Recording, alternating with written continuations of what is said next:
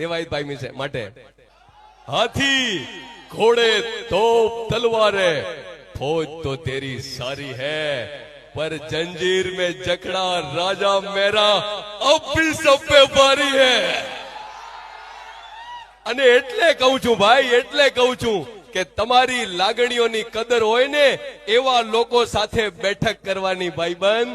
તમારી લાગણીઓની કદર કરે એવા લોકો સાથે બેઠક કરવાની બાકી પ્રેમથી કહી દેવાનું તમને તમારો બંગલો મુબારક મને તો મારી ઝૂંપડીનો નશો છે યાર